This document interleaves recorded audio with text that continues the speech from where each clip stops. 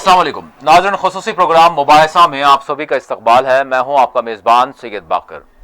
नाज़रीन, आज हम बात करेंगे, दिल्ली का रुख करेंगे और दिल्ली की बात करेंगे। यकीनन किसी तरह से हम ये कह सकते हैं कि फ़ुर्सत आवाम को लेने नहीं दी जा रही है, बल्कि वाक़यात एक के बाद एक ऐसे पेश आ रहे हैं जिसके नतीजे में वाकई फ़िलहाल जो दिल्ली की सूरत हाल है वो समझ से बालातर बनी हुई है कि एक के बाद एक वाक़यात ऐसे पेश आ रहे हैं और फिर जिसके बाद वो मुद्दा भी बन रहे हैं। आज के प्रोग्राम का हमने वैसे उन्वान दिया है, जामिया मुजाहिरीन पर हमला आवर दहशतगर्द क्यों नहीं। यकीन ये हमारा बुनियादी तौर पर सवाल है और साथ ही साथ हमारा सवाल ये भी है कि क्या वाकई दिल्ली में इलेक्शंस होने जा रहे हैं, ये भी हमारा बुनियादी सवाल है। वैसे एहतजाज CAA की मुखालिफत में, NRC की मुखालिफत में जारी व सारी है। शाहीन बाग के हवाले से सभी, सारा देश नहीं बल्कि सारी दुनिया जानती है कि क्या कुछ हो रहा है, जामिया में किस तरह से एहतजाज हो रहा है, मुल्क के दीगर हिस्सों में कितने शाहीन बाग बन गए हैं, ये सब पर आया है।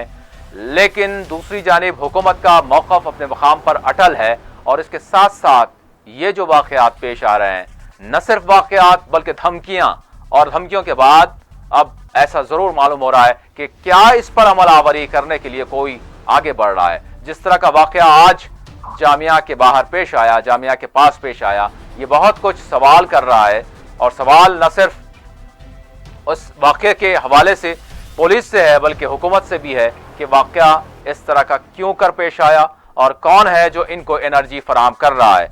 बहुत से सवाल हैं, सवाल बहुत से उठ रहे हैं जो कुछ आज वाक़या पेश आया जामिया के पास, तो इसी पर हम आज बात करेंगे। मेरे साथ इस प्रोग्राम में बात करने के लिए शामिल हैं दिल्ली से HR खान साहब, जो सीनियर एडवोकेट हैं और जहदकार हैं। मैं कहूँगा जामिया में जो कुछ इस वक्त सूरत हाल बनी हुई है, गहरी नज़र रखे हुए हैं, वहाँ पर वो मौजूद हैं।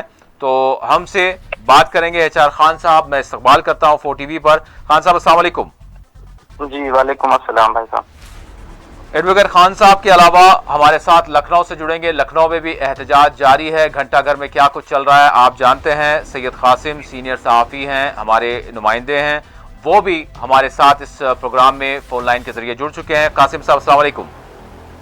वालेकुम सलाम। कासिम साहब के अलावा सीनियर सहाफ़ी वाहिद नसीम साहब भी हमारे साथ इस वक्त फ़ोन लाइन के जरिए जुड़ चुके हैं। मैं वाहिद साहब का भी इस्तकबाल करता हूँ। वाहिद साहब अस्सलाम वालेकुम।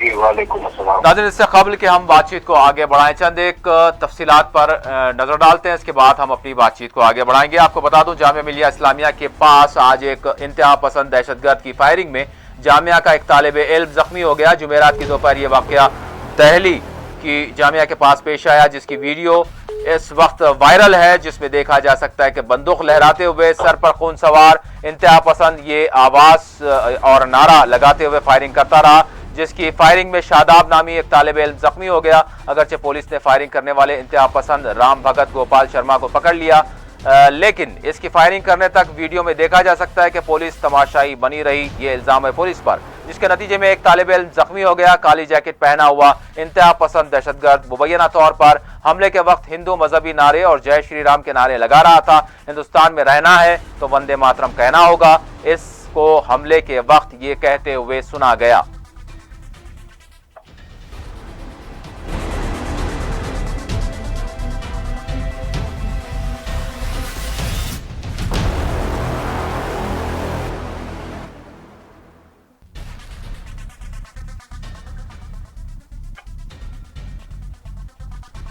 जामिया मिलिया इस्लामिया के पास इस शरपसंद की फायरिंग में जख्मी हुए नौजवान की शनाख्त शादाब आलम की हैसियत से की गई है। शादाब के हाथ पर गोली लगी है और इसे दवाखाना मुंतकिल किया गया। तुलबा को काफ़ी बरहम देखा जा रहा है। इसी दौरान दिल्ली पुलिस का कहना है कि अभी हमें पता लगाना पड़ेगा कि आखिर क्या वाक़या पेश आया। उन्होंने कहा कि इस पूरे मामले की तहक़ीक़ात की जा रही है। और दिल्ली के जामिया मिलिया इस्लामिया से राजघाट तक की सड़क आज इनकलाबी नारों से गूंज उठी। जामिया के तुलबा ने रैली निकालते हुए मरकजी हुकूमत के खिलाफ नारे लगाए। शहरियत तरमीमी कानून, NRC और NPR के खिलाफ नारे लगाए गए। इस मौके पर पुलिस का भी वसीतर बंदोबस्त किया गया था, लेकिन पुलिस ने तुलबा को आगे बढ़ने से रोक दिया, जिसके बायस वहां कशीदगी भी कुछ वक्त के लिए देखी गई। तुलबा के साथ पुलिस की बहस व तकरार भी देखी गई। पुलिस की भारी जमीयत को यहाँ तैनात कर दिया गया। आपको बता दें, जामिया मिलिया इस्लामिया के 3 तुलबा को दिल्ली पुलिस की तरफ से सम्मन भी जारी किया गया है। बताया जा रहा है कि 15 दिसंबर को शहरियत तरमीमी कानून के खिलाफ एहतजाज के दौरान तशद्दुद के जो वाकयात पेश आए थे, इस सिलसिले में 3 तलबा को क्राइम ब्रांच दिल्ली ऑफिस तलब किया गया था। बताया गया कि तलबा से इस सिलसिले में पूछताछ की गई है। ख्याल रहे पिछले कई दिनों से शाहीन बाग एहतजाज के खिलाफ बीजेपी के कई लीडरान ने लोगों को मुश्तइल करने और भड़काने वाले बयान दिए। इसी दौरान हिंदू सेना ने धमकी दी है कि 2 फरवरी को शाहीन बाग खाली कराएंगे। एक वीडियो में हिंदू सेना के लीडर ने कहा कि शाहीन बाग के एहतजाज से अवाम को तकलीफ हो रही है और हम इसे 2 फरवरी को खाली कराएंगे। और दिल्ली फतेहपुर सीकरी के इमाम मुफ्ती मुकर्रम ने शाहीन बाग को लेकर हिंदू सेना की धमकी की मजम्मत की है। मीडिया से बात करते हुए मुफ्ती मुकर्रम ने कहा कि खवातीन दस्तूर और परचम थामे पुरअमन तौर पर एहतजाज कर रही हैं और इस तरह से इन्हें धमकी देना मुनासिब नहीं है। और जिस नज़र से ये और जहनियत, इस तरह की जहनियत रखने वाले महात्मा गांधी का कत्ल किया गया था, वो आज भी मुल्क में इसी तरह का नजरिया नजर आता है। मीडिया से बात करते हुए कांग्रेस के लीडर कपिल सिब्बल ने यह बात कही। इनका कहना था कि ऐसी जहनियत की वजह से कई ममालिक में कत्ल हो रहे हैं और मखसूस जहनियत की हुकूमतें इन कातिलों को बचा रही हैं।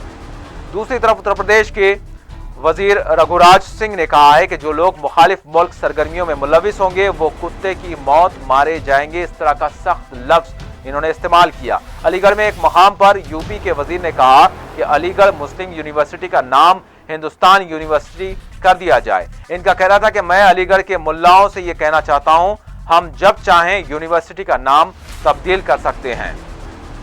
बीजेपी के लीडर तरुण ने शाहीन बाग को शैतान बाग कहे जाने के अपने रिमार्क्स की मुदाफियत की है। मीडिया से बात करते हुए उन्होंने कहा कि मैंने कोई गलत बात नहीं की। छोटे बच्चों के जहनों में जहर घोला जा रहा है। शर्जील इमाम जैसे लोग आकर शाहीन बाग पर इश्तियाल अंगेज बयान करते हैं। वजीर आजम और वजीर दाखिला को मारने की बात कही जा रही है। शाहीन बाग से टुकड़े टुकड़े गैंग रोजाना इश्तियाल अंगेज नारे लगा रहे हैं। ये बात उन्होंने कही। अलीगढ़ मुस्लिम यूनिवर्सिटी के तलबा ने कहा है कि हमारा हौसला टूटेगा नहीं, एक बच्चा भी जब तक बाकी रहेगा हम एहतजाज को जारी रखेंगे। मीडिया से बात करते हुए अलीगढ़ मुस्लिम यूनिवर्सिटी के तलबा ने बताया कि कफील अहमद ने भी कोई इश्तियाल अंगेज या काबिल एतराज बयान नहीं दिया था। कोई शख्स अपने दिल की भड़ास निकाल रहा है तो इसे मुखालिफ मुल्क कहा जा रहा है। वजीर आला योगी आदित्यनाथ और इनके वज़रा क्या क्या बोल रहे हैं, इसके बारे में कोई कार्रवाई नहीं की जा रही है। और इसी दौरान कांग्रेस के सीनियर लीडर गुलाम नबी आजाद ने कहा है कि शरीयत तरमीमी कानून और एनआरसी को लेकर मुल्क में हो रहे एहतजाज पर हुकूमत तवज्जो नहीं दे रही है। कुल जमाती इजलास के बाद मीडिया से बात करते हुए गुलाम नबी आजाद ने कहा कि इससे हुकूमत की हट दर्मी नजर आती है। उन्होंने कहा कि मोदी हुकूमत किसानों के मसाइल को लेकर भी संजीदा नहीं है। अपोजिशन इन तमाम मौज़ूआत को उठाएगी। और कांग्रेस के लीडर राहुल गांधी ने कहा है कि नरेंद्र मोदी और नाथुराम गोडसे एक ही नजरिए पर यकीन रखते हैं। केरला के वायनाड में दस्तूर बचाओ रैली से खिताब करते हुए राहुल गांधी ने नरेंद्र मोदी के दौरे हुकूमत में हिंदुस्तान का कोई मुस्तकबिल नहीं है ये कहा। इनका कहना था कि एनआरसी पाकिस्तान और कश्मीर मामले से मुल्क के नौजवानों को रोजगार नहीं मिलेगा।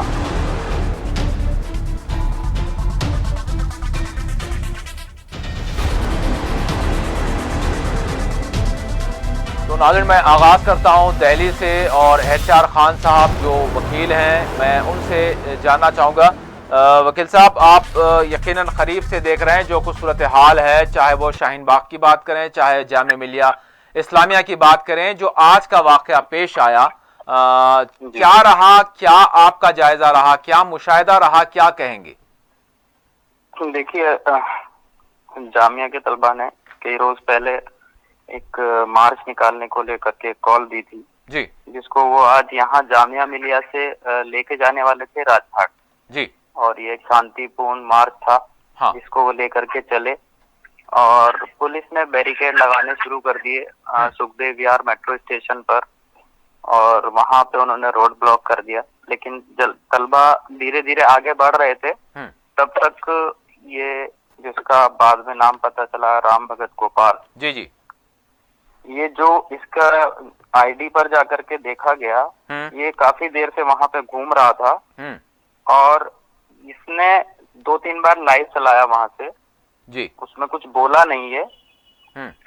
और इसने फिर वहां पे अचानक से एक देसी कट्टा हाथ में निकाल लिया और उसको लहराना शुरू कर दिया और बोलना शुरू कर दिया, तुम्हें आजादी चाहिए, लो मैं तुम्हें आजादी देता हूँ, तुम्हें किससे आजादी चाहिए, इस टाइप के उसने नारे लगाने शुरू किए और जय श्री राम का नारा उसने लगाया। और मैं अपने नजरिए से जो बोल रहा हूँ, मुझे उस पर तरस आ रहा है कि किस तरह से वो बीजेपी के लोगों के भाषण सुन सुन करके आज वो एक तमंचा लेकर के एक भीड़ में कूद गया जी, एक आतंकी घटना को अंजाम देने के लिए। हाँ। और उसके सिर्फ 50 मीटर पीछे पुलिस खड़ी हुई है और पुलिस भी 2-4 पुलिस नहीं थे, वहां सैकड़ों पुलिस वाले खड़े हुए हैं जी। अगर आप वीडियो को गौर से देखें और फोटो देखें जी जी, तो लाठी पर हाथ रख के पुलिस वाला खड़ा हुआ है, वो इतना भी नहीं हिला कि वो लाठी को हिला दे। दूसरे उसमें एक सीनियर ऑफिसर भी खड़े हुए हैं, वो दोनों हाथों को बांध करके खड़े हुए हैं जिस टाइम पे वो तमंचा लहरा रहा है और नारे लगा रहा है जी। उसको रोकने की कोशिश की गई, तलबा की तरफ से बहुत सुकून से उसे कहा गया कि ये छोड़ दो छोड़ दो, और उसके बावजूद वो नारे लगाता हुआ पुलिस की तरफ वो बड़ा सुकून से जा रहा था, ऐसा लग रहा था जैसे उसे पीछे से कोई डर नहीं है जी। तलबा की तरफ, तलबा आगे बढ़ रहे थे, वो पीछे हट रहा था, तमंचा लहरा रहा है और पीछे सैकड़ों की तादाद में पुलिस खड़े हुए हैं, लेकिन पुलिस का उसे किसी तरह का कोई डर उसकी तरफ से ऐसा नहीं लग रहा था कि उसे पीछे का कोई डर है जी। और उसी बीच में उसने फायरिंग कर दी।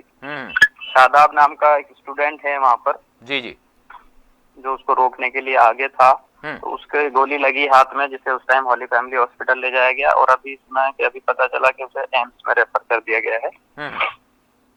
तो वहां और पुलिस को आप फिर से वीडियो देखिए तो उसमें पुलिस पीछे से आते हैं पुलिस वाले बड़े आराम से जी, मतलब उनमें कोई हड़बड़ी नहीं थी कि भाग करके उसे पकड़ ले या पीछे से उसके ऊपर कोई डंडा मार के या किसी भी तरह से, जैसे पुलिस हमेशा करती है, जैसे जामिया पे उन्होंने लाठीचार्ज किया, आंसू गैस बरसाए, गोलियां चलाई, सब कुछ किया उन्होंने। और जबकि उधर प्रोटेस्ट जो कर रहे थे उनकी तरफ से ऐसा कुछ नहीं था कि वो कोई गोली चला रहे थे या लाठी डंडा ले रहे थे, लेकिन यहाँ इसके हाथ में तमंचा होने के बावजूद जी, उन्होंने कोई जल्दी नहीं दिखाई, बहुत आराम से गए, उसके गले में हाथ डाला और गले में हाथ डाल करके उसको वो ले गए और जीप में बिठाया और वो वहां से बैठ करके भी वो बोल रहा है कि मेरा नाम राम भगत गोपाल है जी, वो बता के जा रहा था। मतलब इस चीज से आप समझने की कोशिश कीजिएगा और सबको इस चीज को समझना चाहिए कि ये किस चीज का असर था। 2 दिन पहले अनुराग ठाकुर बोलते हैं, उन्होंने सबने सुना था वो क्या क्या उन्होंने बोला था, बिल्कुल, देश के गद्दारों को गोली मारो सालों को, और उसका असर नौजवान पीढ़ी में किस तरह से जहर भर रहे हैं ये लोग, किस तरह से। मैं इस घटना का एक्यूज तो यही है राम भगत गोपाल, लेकिन मैं इसकी ज्यादा जिम्मेदारी मैं मानता हूँ ये जिम्मेदारी अनुराग ठाकुर के ऊपर ही जाना चाहिए, केस अनुराग ठाकुर के ऊपर होना चाहिए कि वो देश के भोले भाले मासूम बच्चों को इस तरह से जहरीले नारे लगा करके वो भड़का रहे हैं और सिर्फ किस लिए, सत्ता हासिल करने के लिए जी। यकीन कभी भी वो इन लोगों के किसी काम नहीं आने वाले हैं किसी तरह का। वो अभी आप देखिएगा कि अनुराग ठाकुर कहाँ बैठा होगा, अपने एसी रूम में बैठा होगा, चांदी के चम्मच से खाना खा रहा होगा और ये जेल में इस बच्चे के साथ अब क्या होने वाला है आप अंदाजा लगा सकते हैं। सबको पता है कि ये जेल जाएगा, अब इसे जेल में रहना है, भले ही इसको ये क्योंकि ये तो सपोर्ट करते हैं, ये तो जेल में जब लोग ऐसा इंस्पेक्टर सुबोध कुमार को मारा था तो जो वो रिहा होकर आए थे तो उनके गले में हाथ डाले गए थे, सपोर्ट करते हैं, लेकिन उसके बावजूद उस बच्चे की लाइफ, उसके घर वालों की लाइफ अब किस तरह की गुजरेगी, कैसी होगी। और आप ही सोचिए, मैं ये सोच रहा था वहां पे जब मैं देख रहा था जी कि अगर जामिया के स्टूडेंट अपने ऊपर कंट्रोल ना रखते जी और वो उस बच्चे को जा करके उस लड़के को मैं बच्चा इसलिए बोल रहा हूँ उसे कि वो इन लोगों का जहर है, उसके अंदर मुझे नहीं लगता कि इतना जहर होगा, इन लोगों ने जहर भरा है उसके अंदर, ठीक है। जबकि आईपीसी की धारा 96 से लेकर 106 तक सेल्फ डिफेंस में ये स्टूडेंट कर सकते थे, अगर अपना बचाव करने के लिए ये उसके ऊपर अटैक भी कर सकते थे अपने आप को बचाने के लिए, लेकिन उन्होंने वो नहीं किया क्योंकि उनको मालूम था हम संविधान की लड़ाई लड़ रहे हैं, संविधान को बचाने के लिए हम लड़ रहे हैं। तो अगर हमने ऐसा किया तो देश में माहौल खराब हो जाएगा। देश में पता नहीं कहाँ कहाँ पर क्या क्या चीजें हो सकती है, क्योंकि बीजेपी पूरा कोशिश कर रही है किसी तरह से माहौल खराब हो। जितने प्रोटेस्ट चल रहे हैं इन सबको इस तरह से दिखाया जा रहा है कि किसी तरह से कोशिश कर लें।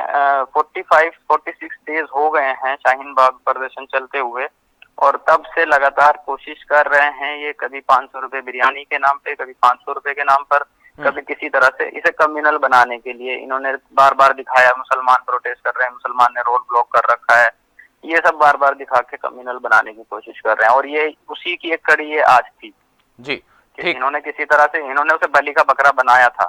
ठीक है, मैं आपके तरफ आता हूं, मैं भाई साहब के रुख करूंगा। भाई साहब, अगर यही बच्चा कोई और बच्चा होता और जो है इसी तरह से जो है जिस तरह से हम देख रहे हैं खुले तौर पर, अभी हमारी मीडिया में तो बाज़ाब्ता जो है वो चेहरे को भी ब्लर करके बताया जा रहा है, लेकिन जो कुछ रोल रहा और जिस तरह से इसको प्रेजेंट किया जा रहा है और जो वाकया पेश आया, भाई साहब क्या वाकया है?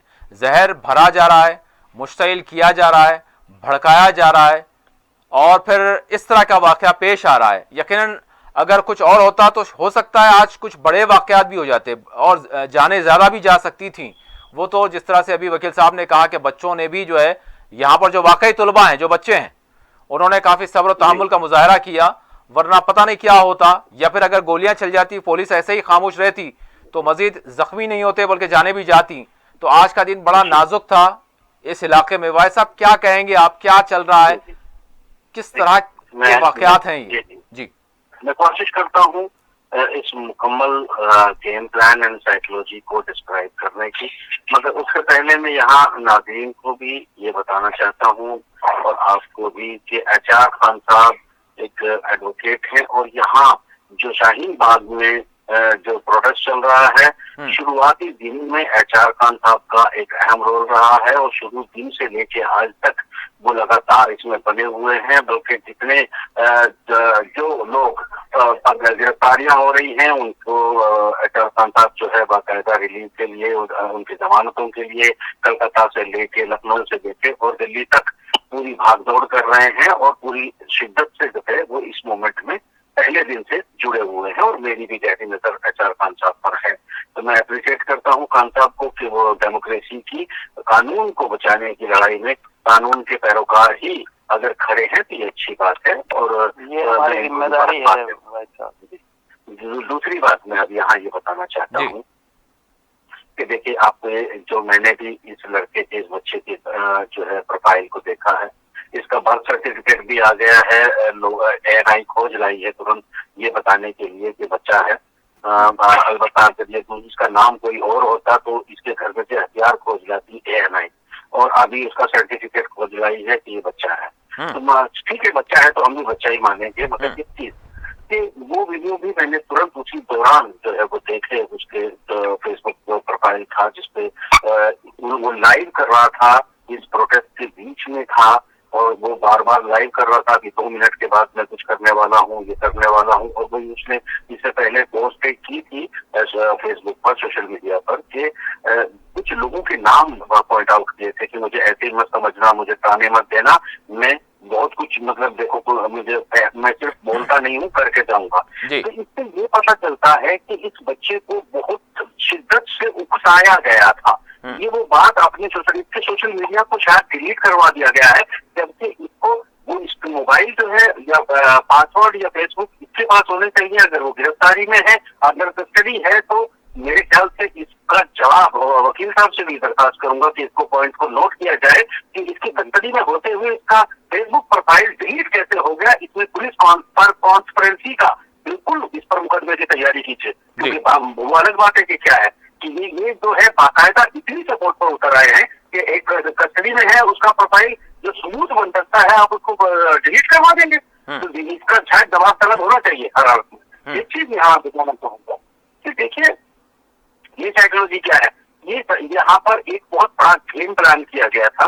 ये जो मुझे लगता है पूरी तरह से वो ये था कि एक बच्चा अगर जाएगा और जाकर वहाँ रिवॉल्वर लहराएगा और फायरिंग करेगा तो लोग तितर बितर होकर भाग जाएंगे। और ये उसको ये तो साफ दिखाई देता है कि पुलिस से कोई डर नहीं था, उसको पता है कि पुलिस उसकी हिफाजत करेगी। अभी तक सारे मामलों में ऐसा होता आया है। तो इसीलिए वो पुलिस की साइड से बिल्कुल बेफिक्र था कि पीछे से उसको कोई गोली चलने वाली नहीं है, बल्कि उसको सपोर्ट ही मिलेगी, ऐसा उसकी पूरी बॉडी लैंग्वेज बता रही है। और वो गोली चलाने के बाद पुलिस की तरफ ही जा रहा है, पब्लिक की तरफ नहीं। जहां तक इस साइकोलॉजी का मतलब ये था कि अगर गुस्से में आकर या क्योंकि हालांकि जामिया मिलिया के स्टूडेंट और जो लोग आचार खान साहब सहित बाकी जो भी लोग इस मूवमेंट में आगे हैं, मैं सबसे मिला हूँ, वो सभी दानिश्वर हैं, बहुत सूझबूझ के लोग हैं। और जामिया जैसी यूनिवर्सिटी के स्टूडेंट वैसे भी बहुत अकल रखते हैं, बहुत अकलमंद होते हैं।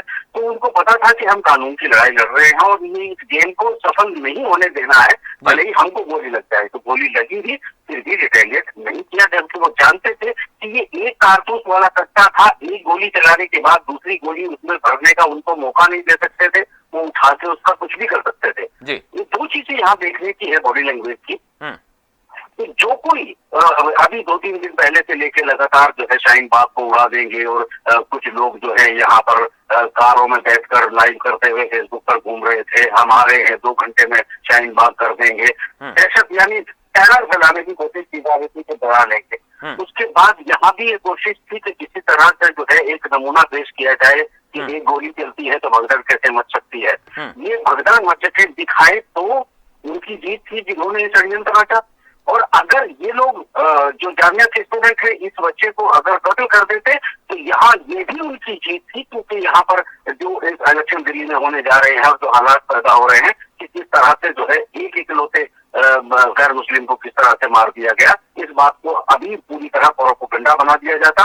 अलबत्ता हो सकता है कि वो पुलिस खड़ी भी इस बात का इंतजार कर रही हो कि ये लड़का को इन पर गोली चलाकर इनको कत्ल कर दे, कोई बात नहीं, अगर ये लोग इसको कत्ल करें तो फिर यहाँ लाशों के ढेर लगा देंगे। ये इस पुलिस की मानसिकता हो सकती है और मुझे इसका यकीन है बाकायदा, क्योंकि उनकी बॉडी लैंग्वेज बता रही है। वकील साहब, मैं एक यहाँ पर एक सवाल आपसे जरूर करूंगा, उसके बाद फिर कासिम साहब की तरफ जाऊंगा। मैं यहाँ पर ये जानना चाहूंगा कि बांग्लादेश में दूसरा मुल्क, वहां पर वाकया एक दहशतगर्दी का होता है और जो था दहशतगर्द उसको पकड़ा गया, तो फिर बहर के वो मामला अपने मकाम पर है। तो उसमें फिर उसने कहा कि मैं जो लिटरेचर है जो मुतासिर वो पाया गया वो जाकिर नायक से, ठीक है। तो अब हमारे पास उस हवाले से उसको जोड़ते हुए जो कुछ डॉक्टर जाकिर नायक के खिलाफ जो कार्रवाई हुई, तो मैं आपसे जानना चाहूंगा कि इस तरह के मामलात, ये तो माइनर है, अगर कोई नाबालिग है तो नाबालिग बच्चों पर अगर इस तरह का असर होता है तो ये देखिए फौरी तौर पर असर हो रहा है। तो मैं आपसे जानना चाहूंगा, ठीक है,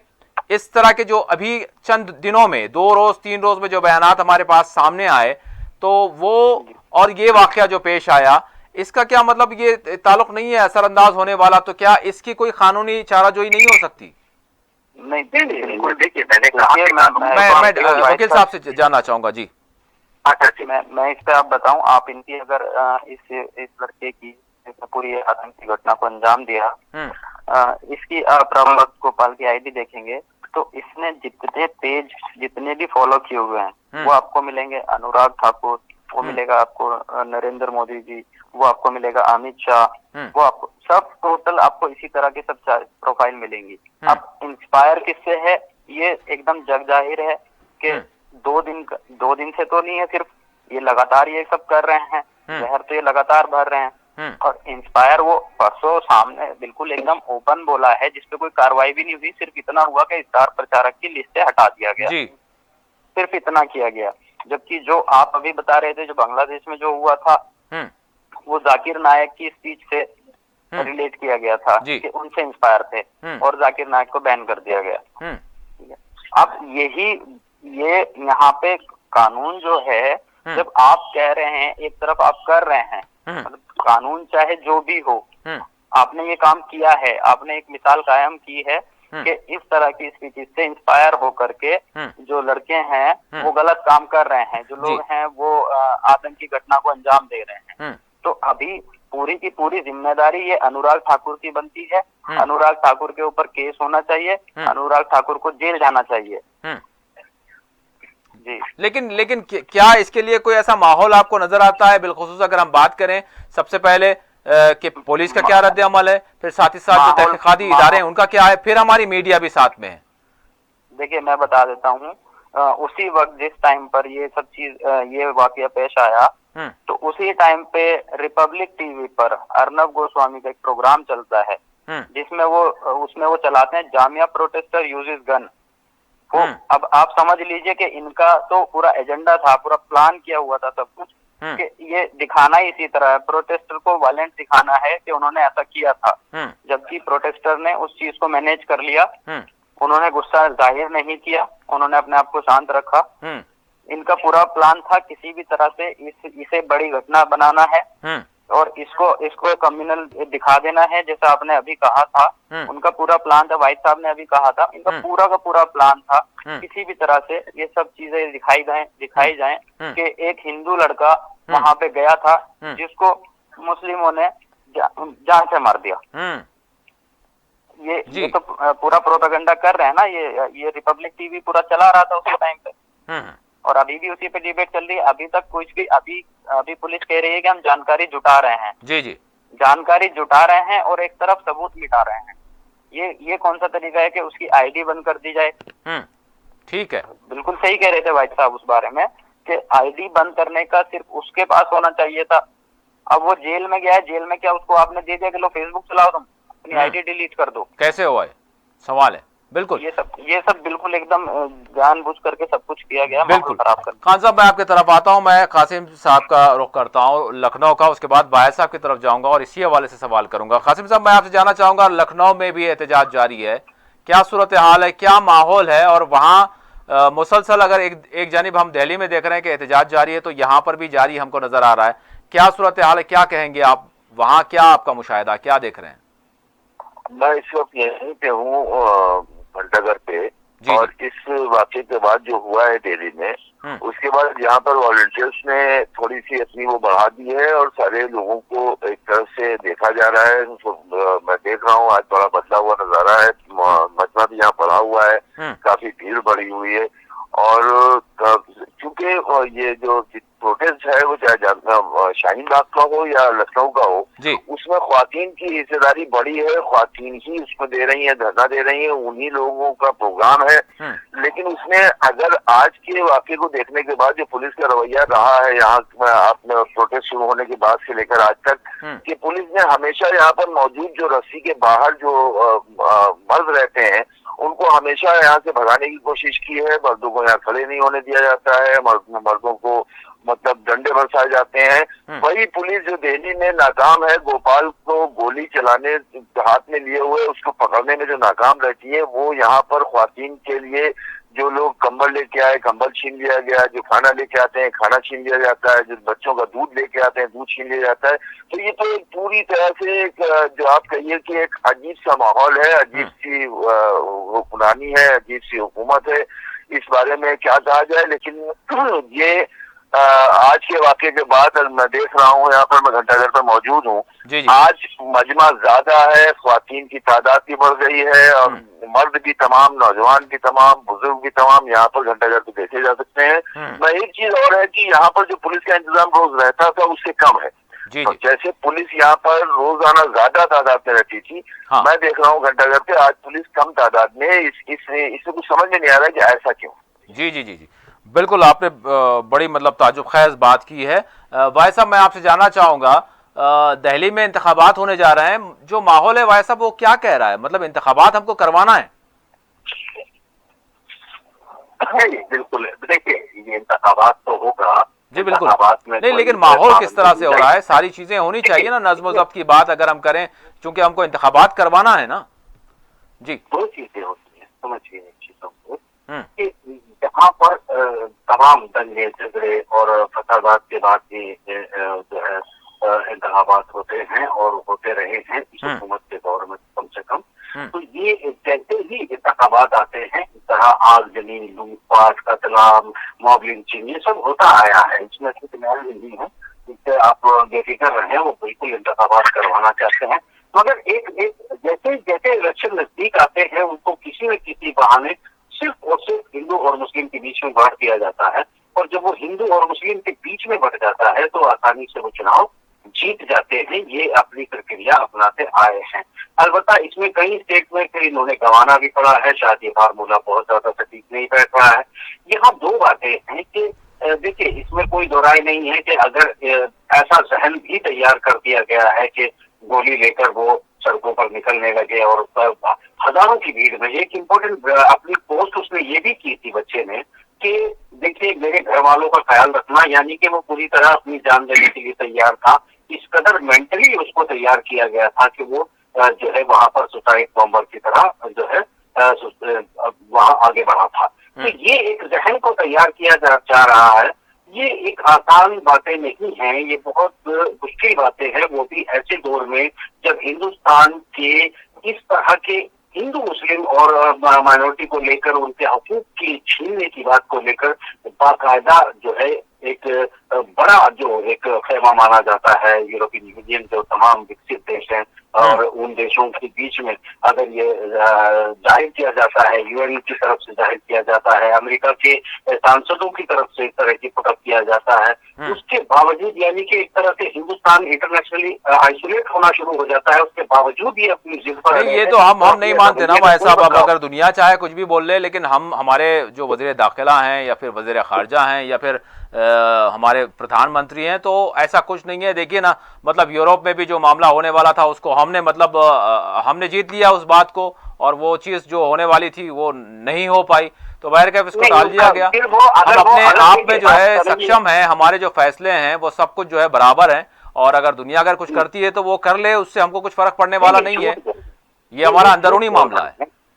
सुनिए, लेकिन झूठ बोल रहे हैं क्योंकि वो कैंसिल नहीं हुआ है, पोस्टपोन किया गया है एक लंबा टाइम तक। हो सकता है इसके लिए और सबूत और डाटा जुटाने की बात की जा रही हो और कोई बड़ी कार्रवाई हिंदुस्तान के खिलाफ हो जाए यूरोपियन यूनियन की तरफ से, मगर इनको इसकी परवाह इसलिए नहीं होगी कि आप लगातार देखते आए हैं इजराइल की ये थ्योरी है, इजराइल का ये पैटर्न है कि दुनिया कुछ भी कहती रहे, उसे जो करना है वो करता है, और उसके अलावा जो फाइनेंशियली उसके साथ जो मिले हुए दोस्त होते हैं, जो राजा बादशाह या प्रेसिडेंट होते हैं, उनको बड़ी फंडिंग कर दी जाती है, और बड़ी फंडिंग करने के बाद में वो बाकायदा जो है ये तब चूंकि इजराइल बहुत ज्यादा विकसित क्यों नहीं हो पाया, बहुत थोड़े से लोग हैं, बहुत थोड़े से लोगों को बिलियंस ऑफ डॉलर के चंदे मिलते हैं ब्रिटेन की तरफ से, ब्रिटेन महारानी की तरफ से, एक बड़ा यहूदी है उसकी तरफ से, उसके अलावा अमेरिकन जितने हैं उनकी तरफ से, पोलैंड की तरफ से, बहुत बड़ा चंदा आने के बाद भी वो नहीं हो पाता है। लेकिन इजराइल बहुत छोटा मुल्क है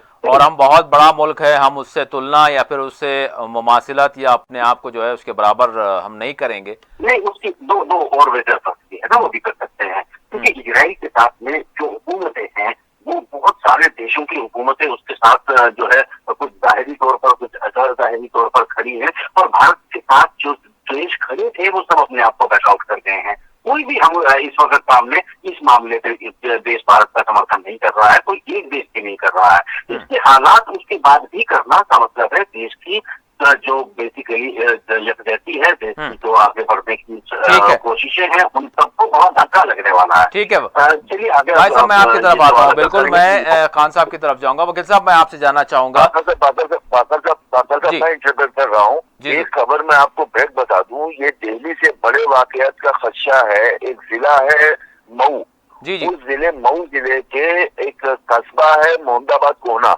आज शाम तकरीबन 4 बजे से एक शख्स ने 22 बच्चों को एक कमरे में बंद कर रखा है, फायरिंग कर रहा है, उसने कम ताकत के बम फेंके हैं, पूरी पुलिस फोर्स लगी हुई है, पुलिस को भी गोली लगी है, और अभी तक उस पे काबू नहीं पाया जा सका है। एसटीएफ को लखनऊ से कॉल किया गया है, डीजीपी इन्वॉल्व हुए हैं।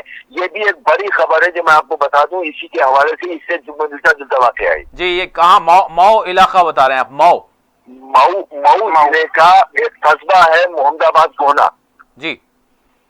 उस कस्बे में एक शख्स ने 22 बच्चों को एक घर में बंद करके उस बाहर फायरिंग कर रहा है, कह रहा है बच्चों को मार डालूंगा। उसने बाहर बम फेंके हैं कम डेंसिटी के, और 35 किलो आरडीएक्स कह रहा है कि मेरे पास मौजूद है। अब ये आप समझिए, इतनी बड़ी खबर होने के बावजूद मेन स्ट्रीम मीडिया में ये खबर कहीं नहीं है। ये पहली बार ये 4 टीवी ब्रेक कर रहा है इस न्यूज को कि पूरी यूपी की हुकूमत और डीजीपी के बयानात आ रहे हैं, एसटीएफ लगाई गई है, लेकिन अभी तक उस शख्स पर काबू नहीं पाया जा सका। अच्छा, ये लखनऊ से कितने किलोमीटर होगा कासिम साहब? ये आजमगढ़ से तोड़ के मऊ जिला बनाया गया था। लखनऊ से ये तकरीबन 180-85 किलोमीटर या 200 किलोमीटर मान सकते हैं। अच्छा, आजमगढ़ से करीब है।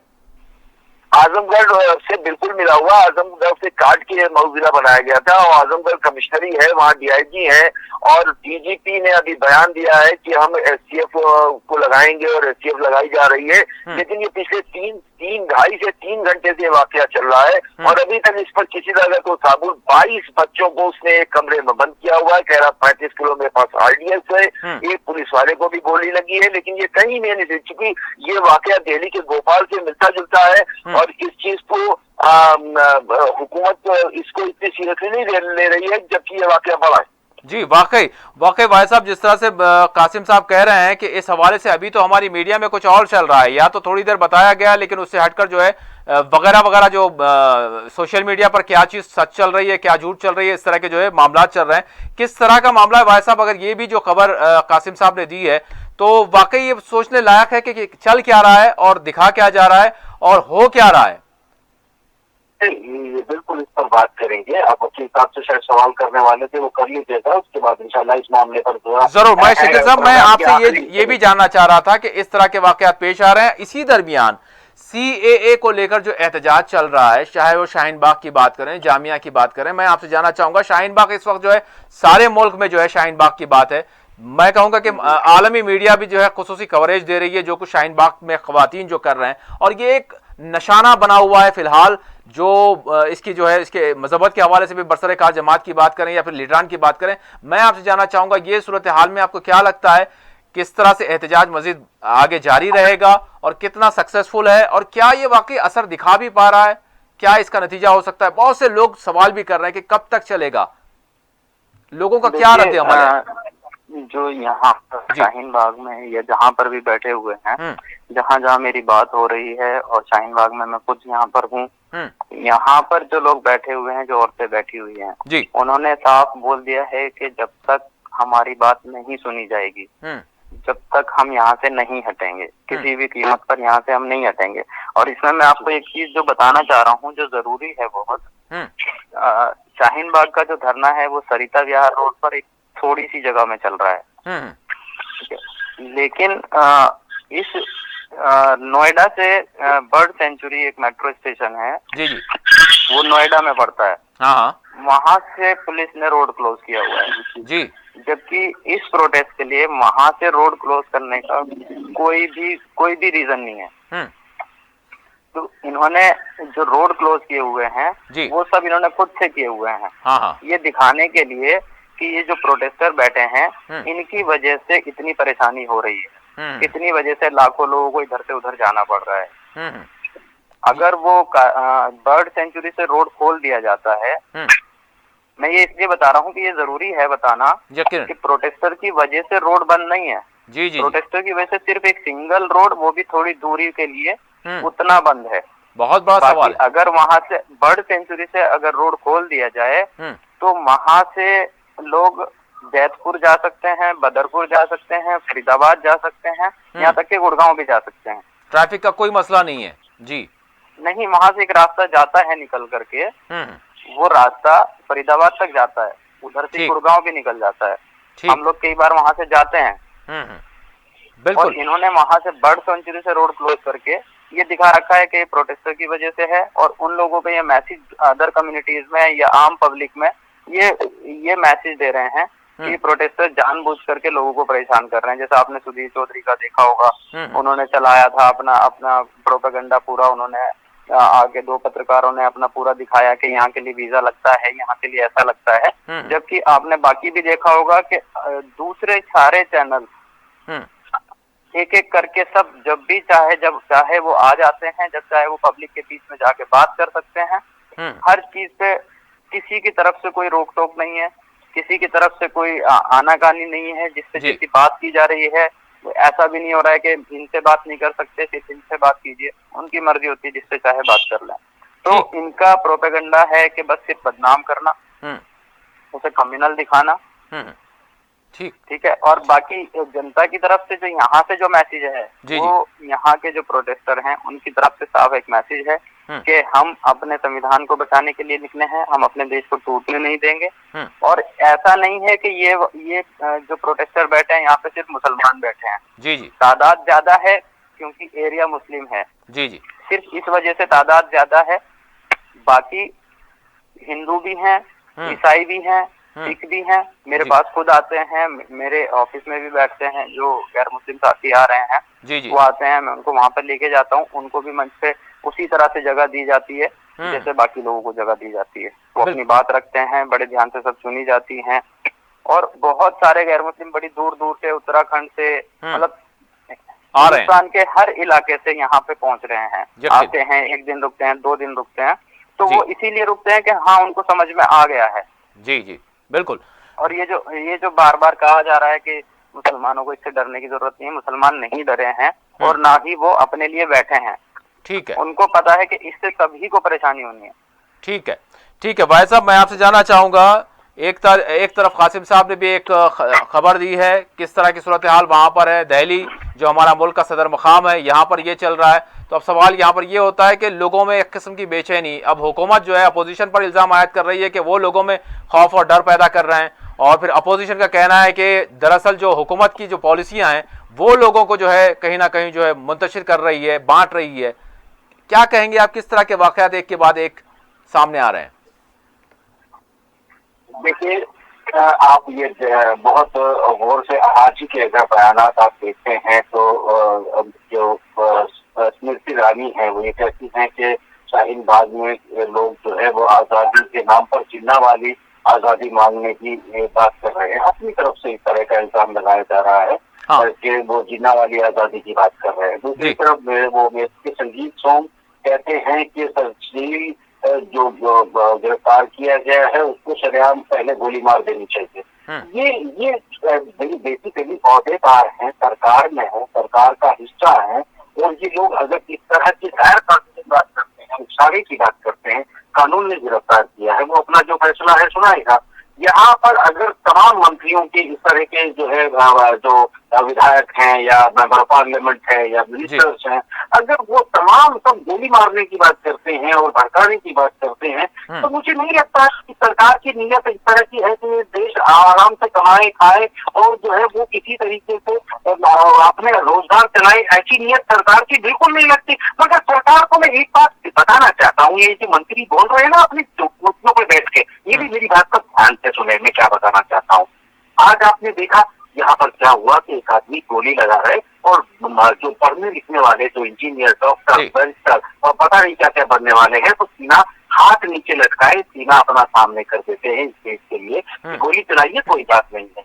ये एक भी आदमी 2 कदम पीछे नहीं हटाता, भागता नहीं, डरता नहीं, क्योंकि वो देश को बचाना चाहते हैं, देश की लड़ाई लड़ रहे हैं। रही बात दहशत की, तो मैं बताना चाहता हूँ मेरे बच्चों कि आप देख रहे हैं दुनिया में कैसे कैसे लोग होते हैं कि मदर ऑफ होम का नाम लेकर जो है वो अमेरिका द्वारा गिराया जाता है और लोग उस बम को उठाकर उसके टुकड़े उठाकर जो है कचरे में बेच देते हैं। तो ये दहशत फैलाने का काम बंद कर रही है। जवानी लीर, क्यों इस देश को जलाना चाहते हो? तुम्हारी औकात नहीं है कि हमको डरा दोगे, ये तुम्हारी औकात नहीं है और कोई तुमसे डरने वाला नहीं है। ये एक सारे मंत्रियों को और सबको सरकार को एक जवाब है हमारा, ठीक है, तुम्हारी औकात नहीं है कि हमें डरा देंगे, मगर हमें ये देश बचाना है। ये बातें छोड़ दीजिए, इन बातों में कुछ नहीं रखा है। तुम तमाशे और एक्सपेरिमेंट देख रहे हो और कितना देखोगे। हमारे सीने, हमारे सर अपने देश के लिए तरह थे, पहले भी थे, आज भी है और आगे भी रहेंगे, मगर ये फूल जितनी जल्दी निकाल दो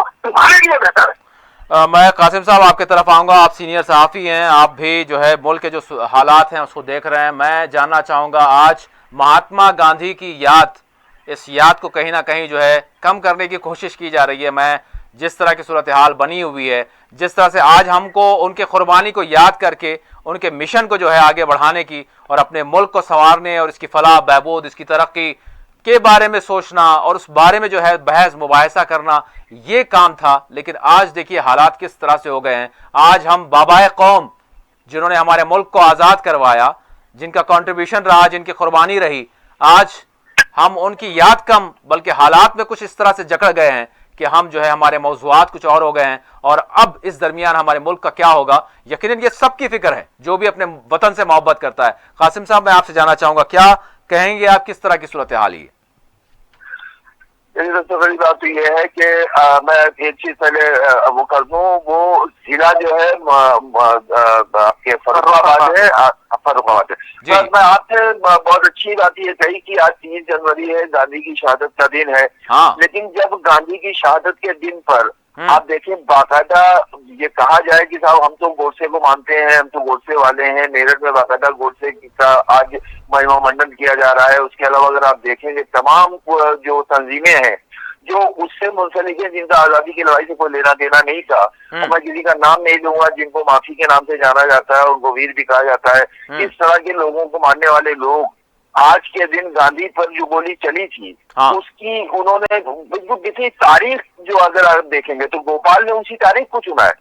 आप इस चीज को देखें जी। जिस तारीख को गोडसे ने गांधी जी को गोली मारी थी उसी तारीख को गोपाल ने आके यहाँ पर शाहीनबाग में गोली चलाई है। आप ये जो इन लोगों की जो ये लोग हैं जो प्लान करते हैं, जैसा कि अभी खान साहब ने और भाई साहब ने बहुत तफसील से कहा कि उसका फेसबुक अकाउंट भी डिलीट कर दिया गया, ये भी हो गया, तमाम चीजें प्लान रहती हैं। और आज की 30 तारीख की गोली को इसलिए चलाया गया है कि उसको आने वाले कल में गोडसे के साथ किया है। और धीरे धीरे इससे, जैसे अभी खाजा कह रहे थे कि सुबोध के कातिलों को माला पहनाई गई जब वो निकले वहां से जेल से, तो उसी तरह से गोपाल का दिन मनाया जाएगा, गोपाल को माला पहनाई जाएगी, गोपाल की याद की जाएगी। और धीरे धीरे इन सब तारीखों को किसी गांधी की शहादत के लिए नहीं बल्कि इनकी वीरता के लिए याद करने के लिए प्रोग्राम बनाए जाएंगे। वो तंजीमें जो मुल्क को तोड़ने में थी, जिनका मुल्क की आजादी से कोई मतलब नहीं था, जिन्होंने देखिए गलत मुसलमानों को टारगेट से इसलिए किया जाता है कि बादल साहब के मुसलमानों ने आजादी की लड़ाई में सबसे ज्यादा फांसी पर चढ़े हैं, सबसे ज्यादा जेल में है, सबसे ज्यादा पीटे गए हैं, सबसे ज्यादा उनके नुकसान हुए हैं, उनकी जायदादें सल्ब की गई हैं। तो ये दुश्मनी मुसलमानों से इसीलिए है कि वो लोग जो अंग्रेजों के पिट्ठू थे उनको ये बात गवारा ना हुई कि हमारे अंग्रेज हिंदुस्तान से मुल्क से भगा दिए गए हैं, भगाने में मुसलमान पेश रहे हैं। तो इसलिए आप ऐसी बातें करो, इस तरह से प्लानिंग करो, ऐसे प्रचार करो कि बताओ कि ये सब देशद्रोही हैं। वरना जिस तरह से उसने पोस्ट में लिखा था कि मैं अपने घर का अकेला हिंदू, मेरे घर का ख्याल रखना, तो इसमें भी कहीं ना कहीं ये मैसेज छिपा हुआ था कि वो जानता कि कहीं मुझे मार न दिया जाए। लेकिन आज जो सब्र का तहम्मुल का जो वहां पर नमूना पेश किया है, मुजाहरा किया है, वो काबिल सताइश है। उसको कोई माने या न माने, लेकिन हम हमेशा से पुरअमन है और आइंदा भी पुरअमन रहेंगे और हम से अपना रास्ता तय करेंगे और अपने हक की लड़ाई लड़ते रहेंगे। ये हमारी लड़ाई नहीं है बल्कि मुल्क की लड़ाई है। यकीनन। बहुत बहुत शुक्रिया कासिम साहब, खान साहब और वाहिद नसीम साहब, तीनों मेहमानों का शुक्रिया अदा करता हूँ। यकीनन नाज़रीन, ये कैसा इत्तेफाक है, ये भी एक बहुत बड़ा सवाल है, लेकिन यहाँ पर एक अज़्म और इरादे की ज़रूरत है कि चाहे मुल्क को तोड़ने की कोशिश करने वाले गोलियां बरसाएं या जो चाहे इंतहा पसंदी पर वो उतर आएं, यकीनन आज गांधी जी को याद करने वाला दिन है। यकीनन आज जिस तरह का कदम उठाया गया, ये आज बहुत कुछ सवालात लेकर आज का दिन सामने आया है और फिर एक मर्तबा सारे भारतीयों को, सारे हिंदुस्तानियों को ये पैगाम देता है कि वो तशद्दुद के खिलाफ, तशद्दुद नहीं बल्कि अमन के साथ जो है डटे रहें। ऐसे वाक़यात यकीनन माजी में भी होते रहे हैं, लेकिन आज वाकई दस्तूर को बचाने के लिए, मुल्क को बचाने के लिए और इसकी एकता को बचाने के लिए सभी को आगे आना होगा ताकि उन ताकतों को नाकाम किया जा सके जो अपने नज़रियात को सारे मुल्क पर थोपना चाहते हैं। यकीनन आज इसी बात की ज़रूरत है और आज जो कुछ पेश आया वो यकीनन काबिल अफसोस है। इसी के साथ खुसूसी प्रोग्राम मुबाहिसा अपने अख्तिताम को पहुँचता है। अल्लाह।